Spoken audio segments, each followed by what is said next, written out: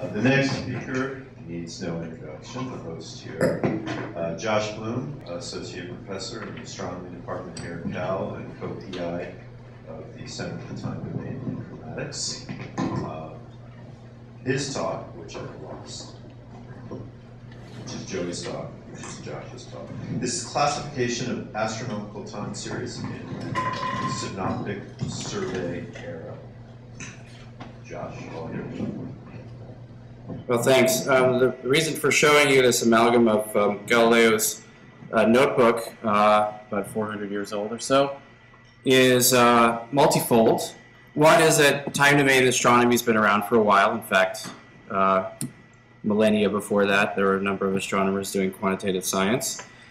Another is that astronomers have realized for a long time that it's crucial that when we look up in the sky with new tools, we find interesting things. And sometimes those things are transformative.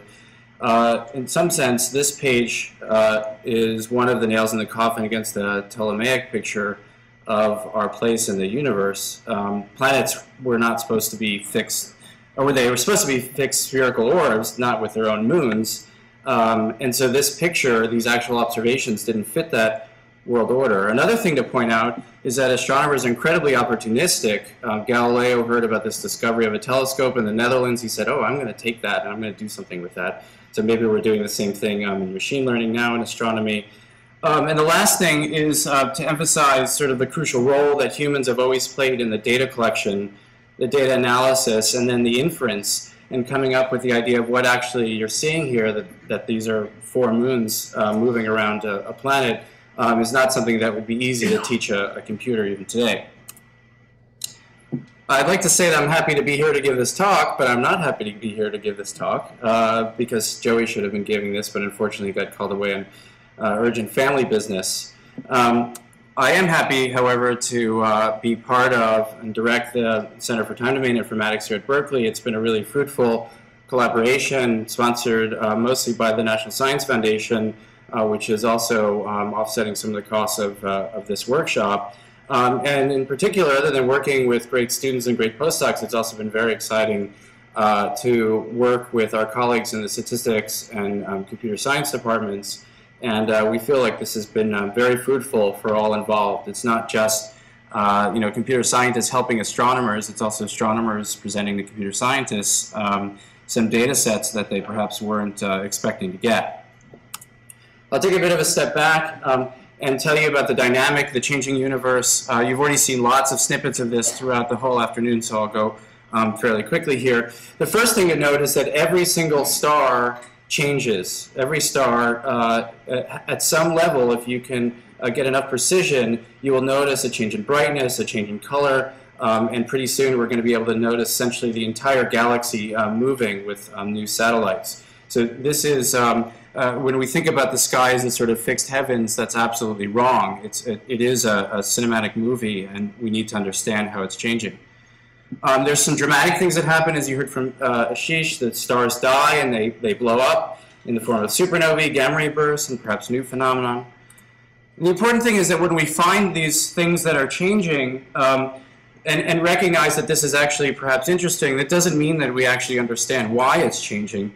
The greatest insights require follow-up, that is, using other telescopes, perhaps getting imaging or spectroscopy, or looking at databases to really understand what it is that we're seeing. And I think the thing that all of you intuit from your own world is that follow-up is very expensive. So the cost for being wrong about what you do at the moment of discovery, not following through on something that you should have followed through on, following through on something that turned out to be pretty boring, that is something that we need to quantify, and that sort of aspect pervades a lot of our work. And when we talk about expense, we're talking about people, telescope time, etc., but it really comes down to money. So I'll tell you a little bit of what we're doing in the context of sort of a resource-aware follow-up when it comes to discovery and classification. One is for these objects called gamma ray bursts. These are basically short-lived blasts of high-energy light at X-ray and gamma ray wavebands. Here's a picture of the entire sky, the static sky, and then one of these events happens and it essentially hits you over the head. So here, discovery is essentially trivial, The problem is we don't know when they're going to happen because they're very rare. They happen sort of order once per day over the whole sky, but when they happen, you know they've happened. The thing is that many of these objects, as this field has matured, have become not that interesting. There's a few types of objects, the ones that are essentially really nearby and the ones that are really far away, are the ones that we really want to spend our resources on.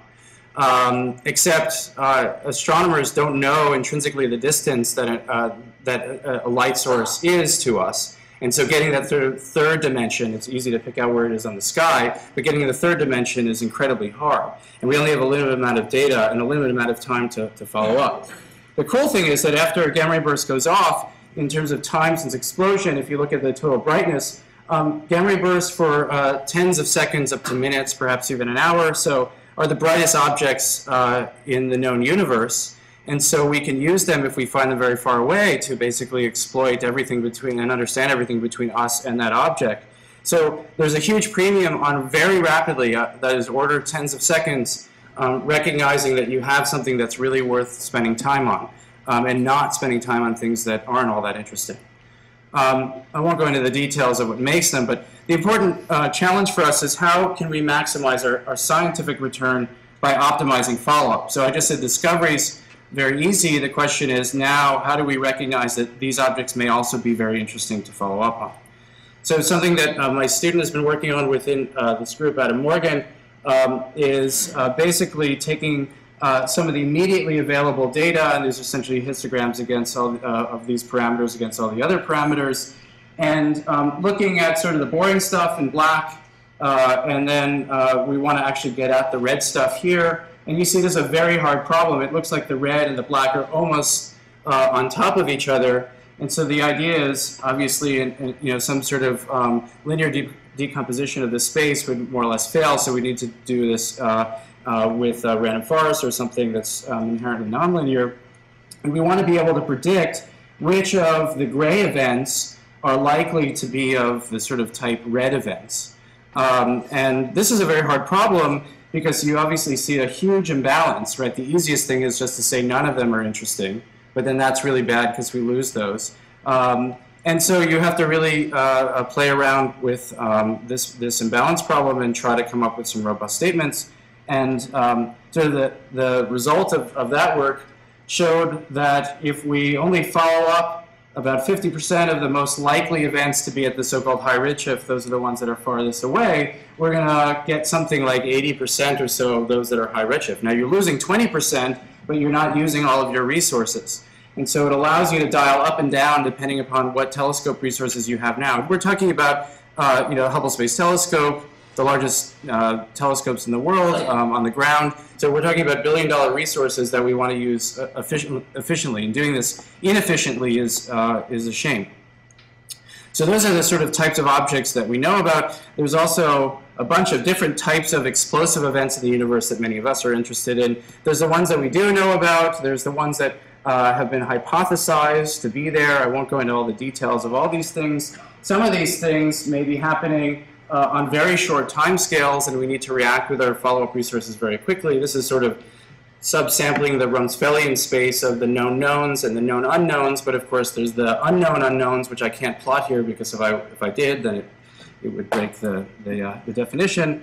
And so we have all this sort of universe that's teeming that we want to get at some of these objects that we know about, we want to get some of the objects that we've been thinking about, and we want to also be able to find objects that we never even conceived of before. And that's why we're so excited in the astronomical community with this decade and what's upcoming in looking at the Large Synoptic Survey Telescope, which you've heard about today, probably pushing to more like 2020 at this point. But for that, we're looking at something like 800 million light curves every day, updated sort of on 3-day time scale. We're looking at 1 million supernovae a year, and then not a large amount of data. But if we're now trying to sift through this in a needle haystack problem, that's going to be, I think, where the main challenges are going to lie. We've heard about from Alex earlier today about LOFAR and SKA working at radio wave bands, 7 millimeter wave bands, and then also Gaia, which you heard mentioned in Ashisha's talk of this astrometric mission that's going to be looking at something of order 1 billion stars. But the important thing here is that we're already, many of us, the astronomers in the room, are already starting to cut our teeth on existing data sets, kind of learning how we can make good sense of this without people in the loop. And it should be very clear here that it's going to be hard to get a number of citizen scientists at the level of 1 billion or that many grad students looking at this data all the time. So what we really want to know is how we do discovery, how we do follow-up, how we actually do inference when the data rates and the requisite timescales for doing the follow-up preclude any human involvement. So we're really talking about taking the astronomer out of that loop and trying to understand how we can put machines in that loop to make as good of a science impact as possible. So it's no surprise, of course, that machine learning is becoming an important surrogate for the traditional astronomer. And here we're trying to make quick, concrete, deterministic, repeatable statements about abstract concepts. One, in the context of discovery, is this object that I see in my image actually real, or is it spurious? And you might think, well, shouldn't you just do statistics on it? Except you can get lots of different types of spurious detections, and it turns out real objects sort of cluster in a very small abstract space. This is the question of discovery. In the Palomar Transient Factory, which is something that Peter and I and a number of others have been working on, we get something like 1.5 million candidates of potentially new real objects a night. Only about 1 in 1,000 of them are actually astrophysically real. Forget about whether they're interesting or not. And we've already opined on something like 800 million candidates, and we do that with an automatic classifier that's been trained on a very, very small subset of that data. Just to give you a view of what this classifier is trying to deal with is we have a new image that was just taken, say, last night. We have a reference image, which is a slightly deeper stack from that same part of the sky from previous nights. And we do a subtraction to look for objects, which would be very hard to do just by putting a photometric aperture over, say, this galaxy and looking for this new object. That is indeed a real new object. But how do you identify this in the face of all these other things? Your eye is very good at picking that up, but how do you train a machine to do this? This is something that Stephen Bailey pioneered a number of years ago, and we've been sort of pushing on. And then in some cases, it's very easy. Here's some galaxy, and then here's this new object on top of this galaxy, and then this thing just sort of pops out at you.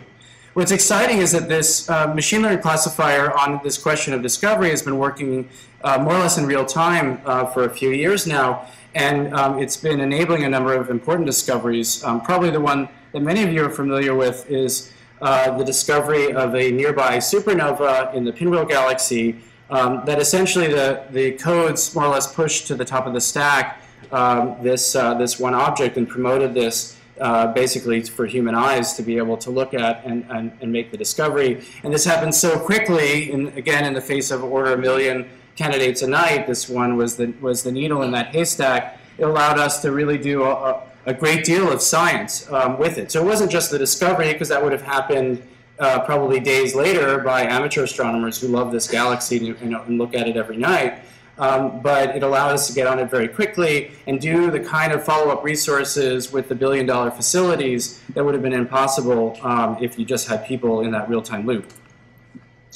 The other thing which gets more interesting, and we do make that sharp distinction between discovery and classification, in the sense that Galileo, many of you may not know this, actually had in his notebook a marking of Neptune, but he didn't recognize that it was interesting. So he had essentially found Neptune, but he didn't discover it, and he didn't recognize that this was an important planet. I always argue that if he had found Neptune, it took another 250 years or so before somebody actually discovered it. Galileo would have been pretty famous. But this question now of classification. So when you have an interesting astrophysical object, what are you going to wind up doing with it? This should be really easy. Here's the taxonomy of all the variable and transient objects. You have a whole bunch of sort of prototypes of all of those things. It should be, you get your data, you do your dynamic time warping, and then you've got your perfect answer. But the problem is astronomers don't get data that looks like this. Even though this is a little bit sparse, this is actually great data. Our data is noisy and irregularly time sampled. So you can see that right here. We have bad data. This is not the universe trying to be mean, but this is something failing in the upstream code bases that are giving us data points that are clearly wrong. And so how do you recognize anomaly in the face of bad and noisy data is a very interesting question. And then in terms of follow-up, the events that you may be interested in haven't actually happened yet, so you have to have some sort of predictive modeling on this noisy data. So what many of us do, and I'm sure many of you do in your own domains, is we more or less abstract those light curves and put them into a large dimensional feature space, and we're sort of approaching 100 features now. Some of these are I/O limited, so we have to make database calls to other databases which may or may not be down, which may or may not throttle us.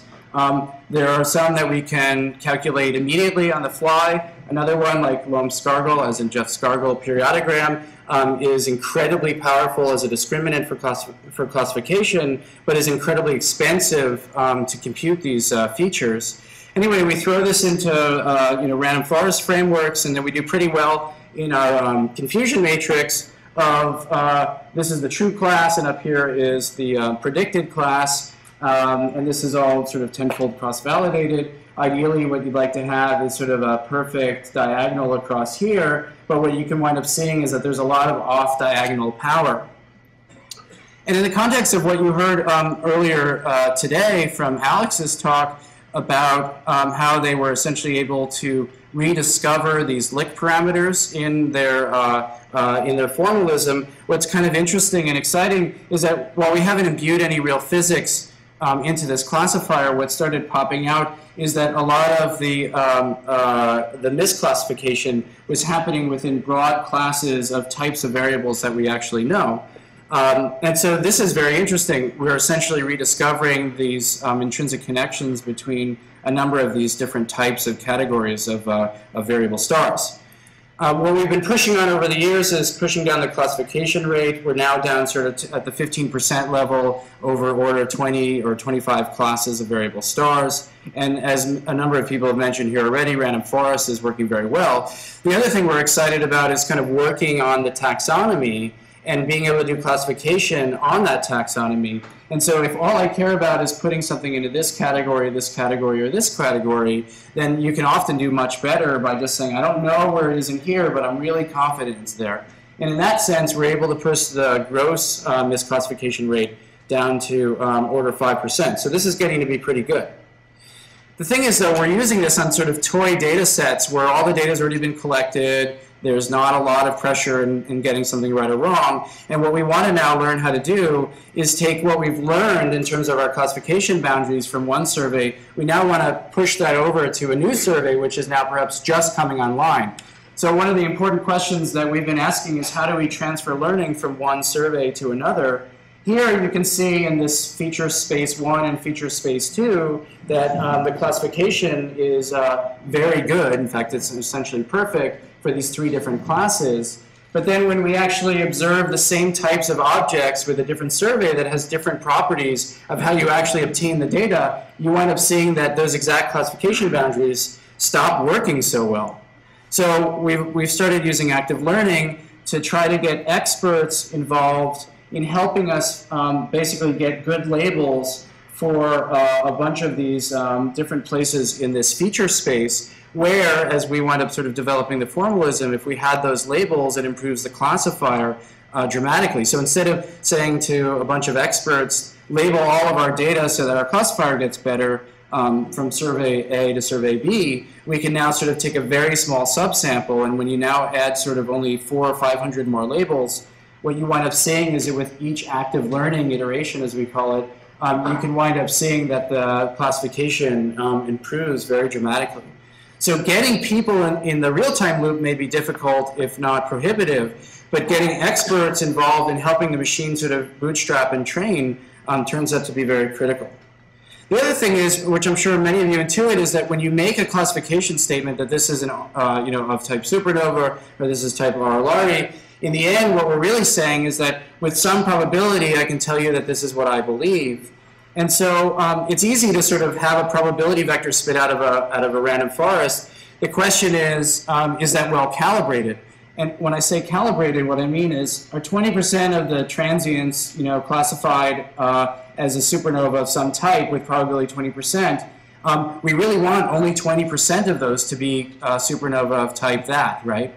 So if I said that it was 100% and only 20% were right, you'd be mad. If I said that 20% of these things were supernovae and only 10%, you'd also be mad. So you really want to now calibrate your probability. So we've been spending a lot of time on trying to do that. But the important point is that catalogs of transients and variable stars, and I suspect in other domains, when we get people out of the real-time loop and we now start thinking about resource follow-up, inherently has to become sort of a probabilistic statement, and calibrating those probabilities is absolutely critical. So we have to say goodbye as astronomers to black and white catalogs. And what we've started doing is making basically a catalog of 50,000 variable stars with a publicly available data set where you can now sort of browse the taxonomy, and you can go to the different objects of interest to you. So you see now we're moving down the classification tree. All of this is online at bigmac.info. A number of people in the room have been instrumental in doing that. And now you see that every object is basically just the probability of belonging to one of these classes. So here's some light curves. Here's our probability vector, essentially the top 4. And then we've also added a social component to this. Ooh, this is great, tell your mom. But this data and the classification and all the feature vectors are public and available to anyone to play with. So we're very excited about this, and we think this is sort of the future of what's going to have to happen when people are starting to do science with probabilistic catalogs. And just to finish up, there are really sort of 2 major realms of what you would do with a massive catalog of data that's inherently probabilistic. One is perhaps demographics, where you just say, I don't care if I don't get all the objects, I just need that data set to be very high purity. Another possibility, which we've been sort of following through on, is novelty discovery, which is saying, I don't care if I have a lot of contamination in my sample that I have to follow up, because finding just a few of these objects would be novel enough and interesting enough that I'm willing to tolerate a very low purity just to make sure I get all of those objects of interest. And so to follow through on this, what we did is with Adam Miller, another student of mine, and Joey and company, we started following up on a number of highly variable objects. These are changing by sometimes order of magnitude in flux in a catalog that's reasonably bright. It has been accessible for a number of years, and people have been presumably mining this data for a long time. We were able to find several new instances of these rare classes of variable stars, and some of them are just hit you over the head, and you wonder, why is it that no one saw this before or noticed this? Well, I think that's sort of captured in this nice plot here, which is to plot essentially 2 features. One is the significance of the period. Another is the amplitude, the peak-to-peak amplitude of the light curve in flux space. And what you wind up seeing is that if you take all the known types of objects and you make different cuts in these feature spaces, you basically only get a few of these things. And underlying this is where all the other data in this large catalog wind up living. If I made a cut just to capture of order 75% of the known types of these sources, and these are really the only known versions of these in our entire galaxy, so they are indeed quite rare, you wind up saying that you have to follow up 4,000 of these objects with a spectrum, and that's essentially prohibitively hard. If we now want to capture all of the known objects, we wind up having to observe with large glass 12,000 of the objects. So what the classifier has allowed us to do is drill down in a multidimensional space, look at just the top, essentially 20 objects, get spectra of those. It makes it a much more tractable problem for doing discovery. One of these objects was almost as bright as what the human eye could see in dark skies today. So I have a little theory that perhaps the Babylonians had a god sort of named after this, because it was highly variable going away and all that. But this is an incredibly bright object that's been known about since early mankind. And it wasn't until this sort of data mining exercise and then a little bit of follow-up where we were able to really drill down and discover these for what they truly are. So we have a number of open questions. I've sort of addressed some of these already. How do we go from one survey to another? How do we really detect outliers in the context of noisy data? How do we imbue sort of physics into our training algorithm? And what I was sort of asking through my questions today to some of the other speakers is how do we start weighing this classification value with the computational cost? So actually start asking the question, is it even important for me or valuable enough for me to compute this feature, or is it just not worth it given the sort of outcome of what I'm looking for in my classification? So I'll end with that and just basically tell you that in astronomy, machine learning is a tool that we've sort of made our own, but I think we're also producing interesting and different types of data sets than the machine learning community are used to. And that's been a very, very fruitful collaboration. And I think more importantly, we're using machine learning tools in real time, and it's enabling real novel science now. And so this is, for many of us, just sort of the beginning of where things are going. Great, so I'll end with that, and I'll note for those that are planning to come tomorrow, I hope all of you are. Food starts at 8 a.m., talks at 9 a.m., and we will have a group picture right before lunch.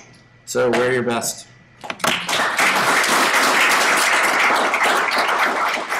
Any questions for Josh?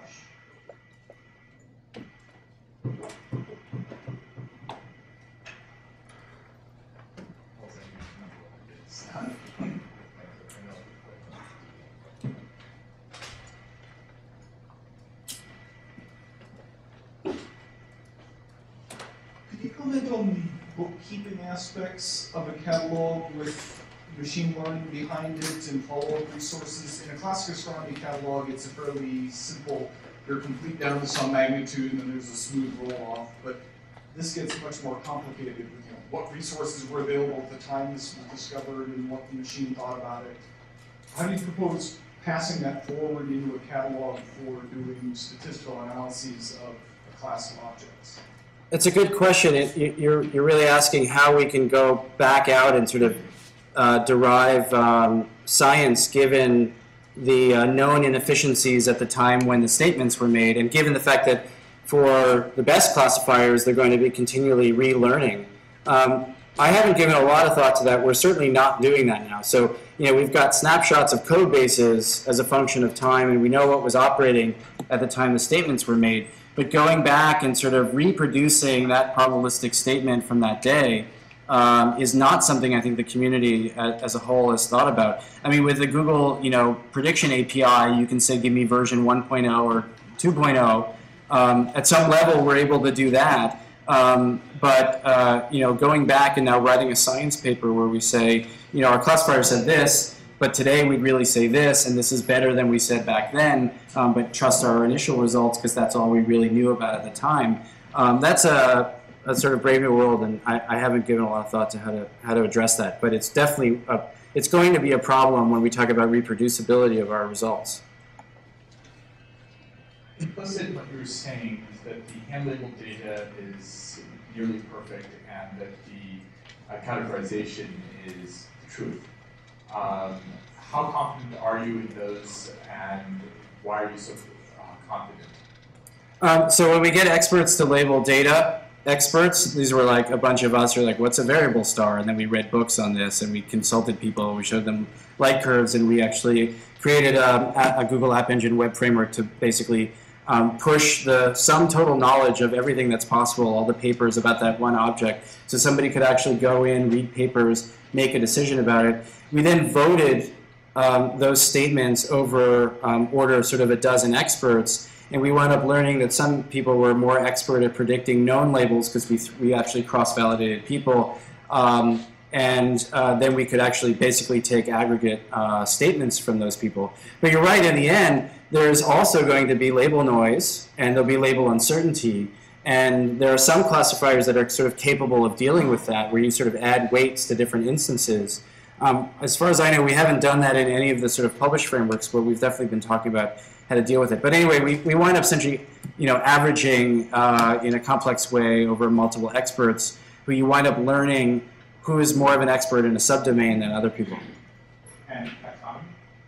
The taxonomy is a really interesting and sort of question, and it's a major bugaboo for us, because the taxonomy of variable stars exists from basically 100 years ago, and every time, you know, a new sort of class is found, they're like, oh, what should we stick this into?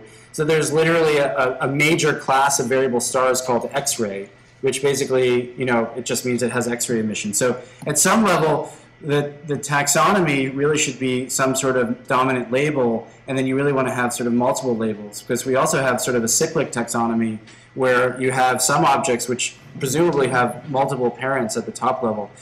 It's a terrible admixture of phenomenology and theory. So we look at something and I see it going up and down like this. I don't know intrinsically that it's pulsational. That's the origin of why that's changing. It could be that another star is moving in front of it. So we have this classification scheme which is a really sort of Frankenstein hybrid of the two. Ideally, what you'd like to do is sort of have a purely phenomenological scheme and a purely sort of physical scheme and see how they map or how they break down. But at some level, one of the possibilities is exploring the creation of that taxonomy, you know, purely from just looking at distances in an unsupervised way. Okay, with that, let's thank Josh and all our speakers.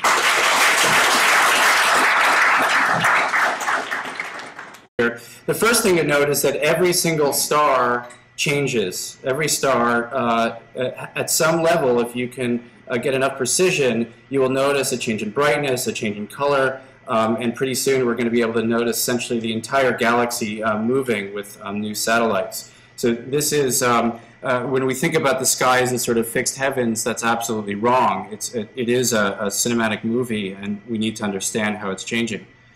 There's some dramatic things that happen, as you heard from Ashish. The stars die and they blow up in the form of supernovae, gamma ray bursts, and perhaps new phenomenon.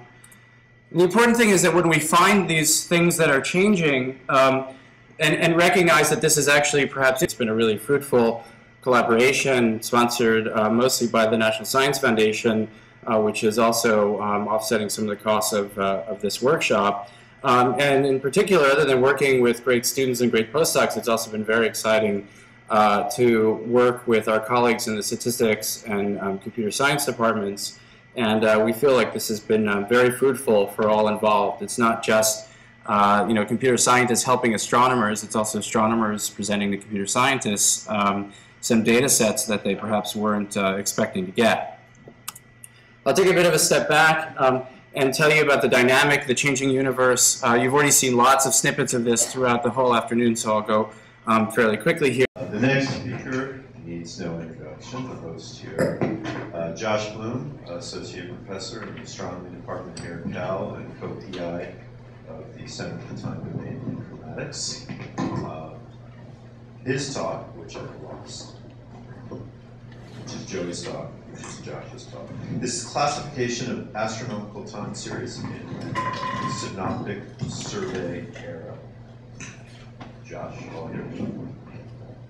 Well, thanks. The reason for showing you this amalgam of Galileo's notebook, about 400 years old or so, is multifold.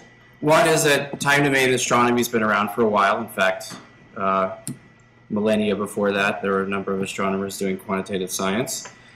Another is that astronomers have realized for a long time that it's crucial that when we look up in the sky with new tools, we find interesting things. And sometimes those things are transformative. In some sense, this page is one of the nails in the coffin against the Ptolemaic picture of our place in the universe. Planets were not supposed to be fixed, or they were supposed to be fixed spherical orbs, not with their own moons. And so this picture, these actual observations, didn't fit that world order. Another thing to point out is that astronomers are incredibly opportunistic. Galileo heard about this discovery of a telescope in the Netherlands. He said, oh, I'm going to take that and I'm going to do something with that. So maybe we're doing the same thing in machine learning now in astronomy. And the last thing is to emphasize sort of the crucial role that humans have always played in the data collection, the data analysis, and then the inference, and coming up with the idea of what actually you're seeing here, that these are 4 moons moving around a planet, is not something that would be easy to teach a computer even today. I'd like to say that I'm happy to be here to give this talk, but I'm not happy to be here to give this talk because Joey should have been giving this, but unfortunately got called away on urgent family business. I am happy, however, to be part of and direct the Center for Time Domain Informatics here at Berkeley.